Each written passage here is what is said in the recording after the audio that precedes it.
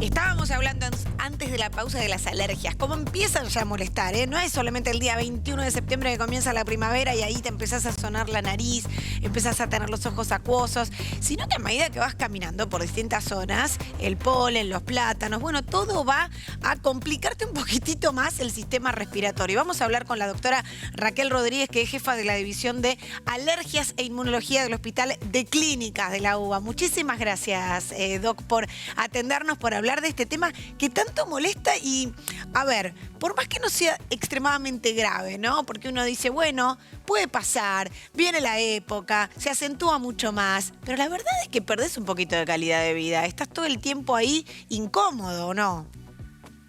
Exactamente, sí. Buenas tardes, Paula. Es importante este tema que me estás refiriendo porque es verdad, llega la época de la primavera y muchos de los pacientes comienzan con una reagudización de los síntomas de las alergias que afecta lo que son las actividades diarias, ¿no? Lo que es la actividad laboral, la actividad de ocio sobre todo, o de deportes al aire libre. Entonces es importante tener en cuenta que es importante la consulta, ¿no? En esta época para poder controlar los síntomas que pueden manifestarse relacionados a las alergias polínicas. Ujú. ¿Qué pasa en este sentido con, bueno, a ver, la persona que es alérgica ya sabe que lo es, se empieza a preparar de otra manera, ¿no? Empieza a tener quizás, si lo requiere sus PAF, quizás tiene medicación ya crónica, sabe cómo mantenerse alejado de situaciones críticas. Pero ¿qué pasa con las personas que no son alérgicas, pero que con la polución viviendo en la ciudad de Buenos Aires, por ejemplo, hay muchos plátanos que te desencadenan alergias? ¿Te podés volver alérgico de grande?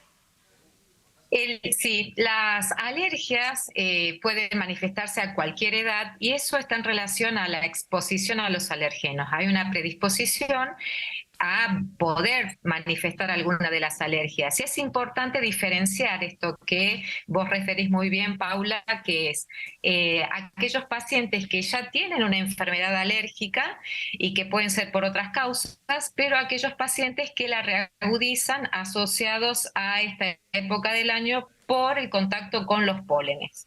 Ujú. Esos pacientes que se sensibilizan porque la exposición es estacional, o sea, cada año que comienza la polinización, que es un evento natural de los árboles, las personas pueden sensibilizarse a determinados pólenes, por ejemplo, pólenes de los árboles, pueden ser de las gramíneas o de las malezas, que son esa vegetación que crece en los baldíos terrenos o a los costados de las autopistas, o que muchas de ellas forman parte también de los diseños de ornamentación, ¿no? En jardinerías, Claro. en los countries o en los lugares. Que son muy bonitos, pero son muchos de ellos, las especies de plantas, tanto árboles, gramíneas, como este tipo de plantas, no todas son alergénicas, sino que son reducidos el número Ujú. de alergenos, y cada una de estas plantas tienen una etapa de polinización, que es la etapa de las plantas en las cuales liberan pólenes, porque es la etapa de fertilización de las plantas, ¿no es cierto? Entonces, la fecundación de las plantas. Es importante esto, diferenciar a aquellas personas que manifiestan la clínica de alergia de aquellos que tienen una irritación por la presencia de los pólenes. Por ejemplo, una alergia a los pólenes se puede manifestar muy bien, como comentaste, en lo que es los síntomas a nivel ocular, como la congestión ocular, Ujú. el lagrimeo, la picazón ocular en la zona de la vía aérea superior, que se denomina rinitis, que es la inflamación de la mucosa de la nariz, con congestiones, estornudos, la secreción acuosa y la obstrucción nasal. O también muchos de ellos pueden también manifestar patologías como el asma bronquial, y esto es lo que comentaban, las crisis, en las cuales ya muchos saben cómo manejar esas reagudizaciones de los síntomas, y dependiendo del grado de severidad que manifiesten.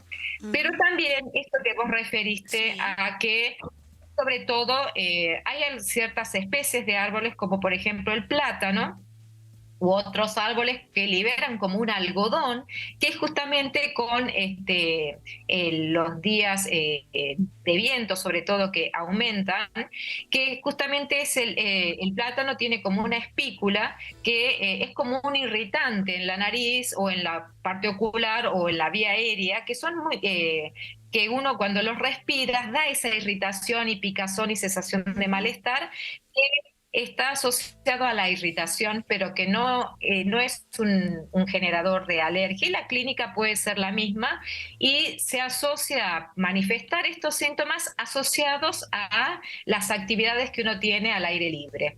Es por eso que es muy molesto las personas que salen a correr o a hacer algún tipo de deporte o que tienen alguna actividad al aire libre, que la mayoría lo hacemos porque llega la primavera y mejoran lo que es con el calor y eso que invita a hacer actividades al aire libre. Las manifestaciones clínicas se dan a cualquier edad, desde la infancia hasta las personas mayores. Entonces, es muy importante el hecho de aprovechar ese momento de calidad al aire libre, pero saber que algunas personas tienen esta predisposición a presentar estos síntomas. Perfecto. Y como bien dijiste, sí. El hecho de la polución y la polución y el cambio climático ha llevado a que haya una modificación en todo lo que es el calendario polínico, y esto hace que muchas veces las épocas de polinización sean más frecuentes, no solamente, como habías comentado, que llegan con la primavera, sino que ya comienzan desde fines del invierno, ya comienzan a haber este tipo de manifestaciones y muchas veces se prolongan más allá del verano hasta el otoño. Hay algunas manifestaciones asociadas a las alergias polínicas que pueden ser durante casi todo el año, por el hecho de que hay algunas plantas que polinizan de manera perenne, o sea, que toda también la ha época cambiado mucho el clima, ¿no? Y estamos teniendo en invierno temperaturas no tan bajas y ya comenzamos a tener temperaturas cálidas casi un mes antes del comienzo de la primavera. Y entonces ahí, claro, también hay un cambio importante en el clima y con eso también la flora va cambiando, ¿no? Va siguiendo este cambio climático. Doc, le hago la última. ¿Qué pasa con la automedicación? Porque la realidad es que para aquellas personas que no son alérgicas, muchas veces al tener un episodio esporádico, que no significa una crisis, automáticamente se medican, ¿no? Quizás, no sé, va a la farmacia, le dicen loratadina, bueno, se toma una loratadina, se le va ese episodio alérgico, se calma o se compra alguno de esos spray nasales, ¿no? Para abrir las fosas nasales y de alguna manera los bronquios también. ¿Qué es lo que pasa con la automedicación en este punto? Bueno, es importante que por lo menos estos pacientes consulten para saber qué tipo de medicación es la adecuada para ellos y que pueda mejorar los síntomas. Muchas veces sucede, como vos comentaste, Paula, de que las personas concurren a una farmacia o porque hay alguien más en la familia que está tomando un antihistamínico, entonces también lo toman. Y que muchas veces comenzar con uno de ellos lleva a que controlen los síntomas, porque la toma de los antihistamínicos realmente es de la mayoría de los que tenemos actualmente, que son antihistamínicos como la loratadina, la desloratadina o la cetiricina, son de una toma diaria y al tomarlo la verdad que el paciente notan las mejorías. Y es como vos decís, controlan los síntomas, pero muchas veces sucede que los pacientes con alergia necesitan tomarlo más diariamente y a veces ya el antihistamínico, el antialérgico que estaba tomando no llega a controlar los síntomas y eso es lo que lo lleva a la consulta. Muchas veces un spray nasal, la eficacia de usar un spray nasal que tiene corticoide, que es un antiinflamatorio, es excelente y es tolerada en todas las edades, desde los niños hasta los adultos, con muy pocos efectos adversos, y que la forma de administrar esa medicación tiene que ser primariamente bien controlada y con la técnica correspondiente, claro. Porque muchas veces una mala técnica hace que no tenga el efecto que se sabe que es muy efectivo, y justamente ese tipo de medicación como los spray nasal que te estoy comentando son eficaces cuando se lo usa de manera prolongada. O sea que usarlo 1 o 2 veces o durante una semana, si detiene los síntomas está perfectamente, pero si los síntomas son reiterados, el control se lleva justamente al usarlo por Ujú. tiempo prolongado